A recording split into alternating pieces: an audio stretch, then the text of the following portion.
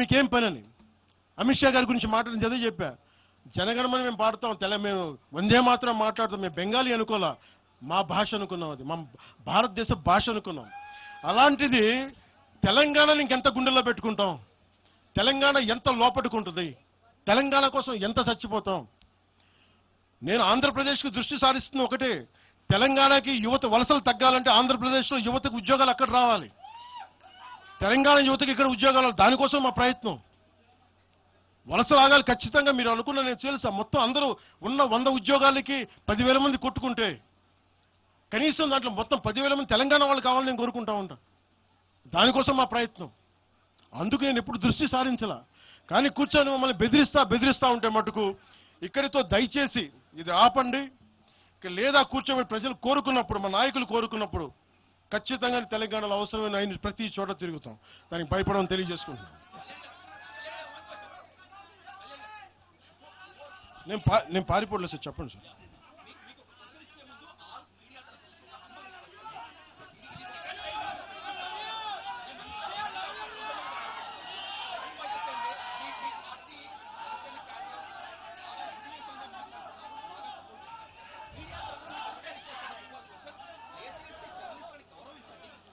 నేను ఇప్పుడే తెలియజేస్తాను. నేను ఒకవేళ అలాంటి తప్పు జరిగి ఉంటే జనసేన తరపు నుంచి ఓకే, నేను ఇప్పుడే తెలియజేస్తున్నాను. జనసేన తరపు నుంచి అలాంటి తప్పు ఉంటే క్షమాపణ నేను చెప్తాను.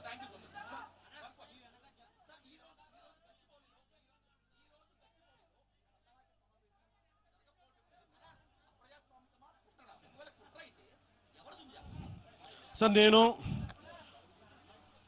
ఆయన నాగేశ్వర గారి లాగా నేను కాన్స్పిరసీ థియరీలు చేయలేను సార్. సార్ మీరు వింటున్నారా? మీకు చెప్తాను. మీరు ఆగండి, ఆయన మాట్లాడండి. నేను విశ్లేషకులు చెప్పినట్టుగా ఒక వినని మాటల్ని నాకు ఎవరు చేశారు నాకేం తెలుసు సార్. అది దాని వెనక కుట్రుందా?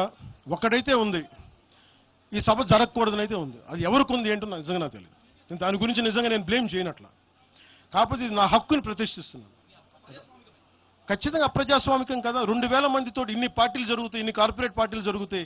ఒకళ్ళు కూర్చోబెట్టి ఒక 2,000 మంది కూర్చో సాధకులతో ఏ నష్టం చేస్తామండి? ఏ నష్టం చేస్తాం? ఆ రోజు 30 కోట్లు ఇచ్చినప్పుడు మనకి కొండగొట్ట ఆంజనేయ స్వామికి ఆ రోజు అసలు అలా విభజించే ఆలోచన ఉంటే అవన్నీ చేస్తామా? అలా రెచ్చగొడతామా? ఆ బాధ్యత లేదా? తెలంగాణ కాంగ్రెస్ నాయక సేట్ మ్యామ్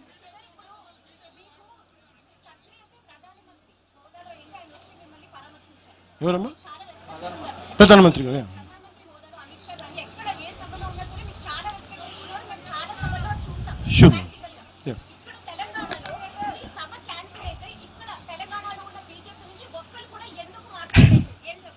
అది మీరు బీజేపీ నాయకులు అడగాలమ్మా. తెలంగాణ బీజేపీ నాయకులు నాకు తెలియదు.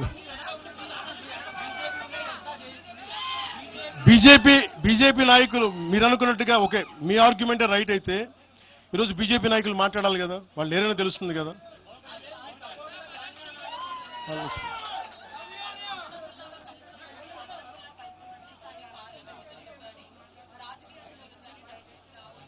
ఎవరంటారు?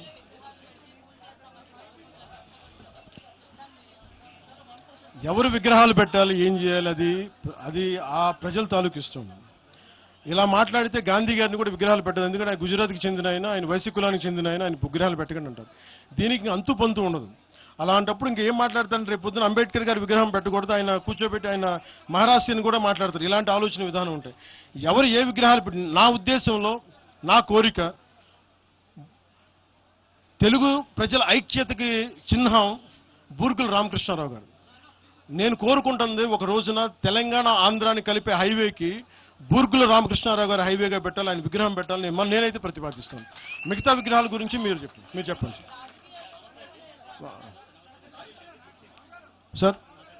Let me address it sir. Let me finish it sir.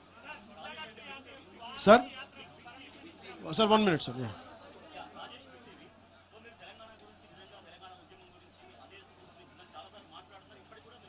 అవును సార్. చెప్పండి.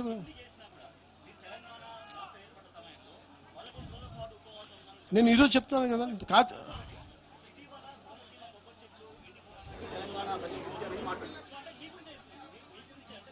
దాని సమాధానం నాకు అర్థమైంది. నేను సమాధానం చెప్పంటారా? బట్ సమాధానం చెప్పినా మీరు చెప్పండి. You are a journalist, you must read definitely political science. Telangana state division, was it done in the appropriate manner, or do you agree with it is within the no? మీరు నేనేం చెప్పాను sir, Telangana 2014లో వి హనుమంతరావు గారిలా కానీ జగ్గారెడ్డి గారిలా కానీ చాలా మందిలా కూర్చొని మాట్లాడి